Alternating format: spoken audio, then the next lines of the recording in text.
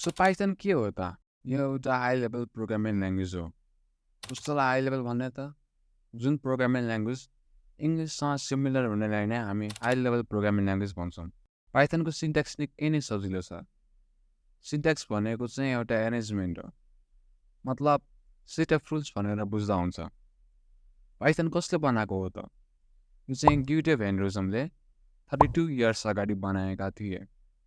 Python popular हुनुको कारण भनेको यसको सिन्ट्याक्स सजिलैसँग बुझ्न सकिनेले गर्दा हो।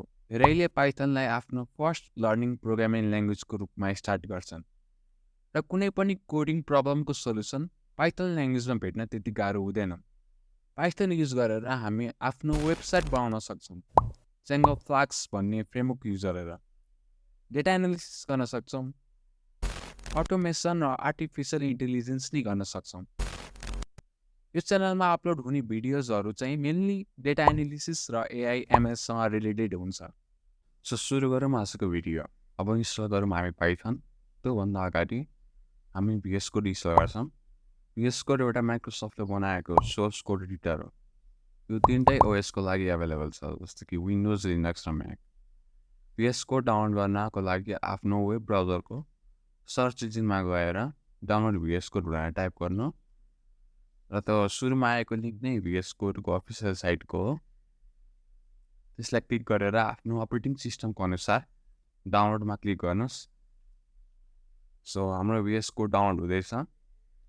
डाउनलोड भइसकेपछि ओपन गर्नु र आई एक्सेप्ट द एग्रिमेन्टमा क्लिक गरेर नेक्स्ट प्रेस गर्नुहोस्।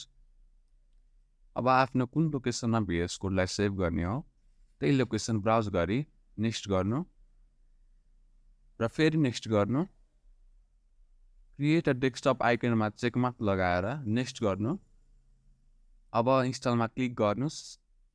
हाम्रो भिएस कोड इन्स्टल हुँदैछ। अब हामीले इन्स्टल गर्न मात्र बाँकी रहेको भनेको पाइथन हो। पाइथन इन्स्टल गर्ने दुईवटा तरिका छ। सबैभन्दा सजिलो भनेको यदि विन्डोजबाट हुनुहुन्छ भने माइक्रोसफ्ट स्टोरमा जानु र सर्चमा गएर पाइथन टाइप गर्नुहोस्। म चाहिँ थ्रु आउट द भिडियो पाइथनको 3.10 भर्जन युज गर्छु। सो मेरोमा पाइथन इन्स्टल हुँदैछ। र लिनक्स र म्याक युजरको लागि अर्को पाइथन डाउनलोड गर्ने तरिका भनेको चाहिँ आफ्नो वेब ब्राउजरमा गएर डाउनलोड पाइथन भनेर टाइप गर्नु र सुरुमा आएको लिङ्क नै पाइथनको अफिसियल साइटको हो र कुनै लेटेस्ट भर्जन डाउनलोड गर्न सक्नुहुन्छ। मेरो अहिले चाहिँ 3.11.4 आएको छ। सो यसलाई क्लिक गर्न सक्नुहुन्छ। मेरोमा अलरेडी अघि माइक्रोसफ्ट स्टोरबाट डाउनलोड भएको पाइथन छ, त्यसरी यसलाई क्यान्सल गरेर अगाडि बढ्दैछु। अब खोलौँ हाम्रो भिएस कोड। भिएस कोड खोल्दा तपाईँको तल पाइथन एक्सटेन्सन डाउनलोड गर्ने कि नै भनेर सोधेको होला। त्यसलाई इन्स्टलमा क्लिक गर्नु। यदि यो अप्सन आएको छैन भने एक्सटेन्सनमा जानु।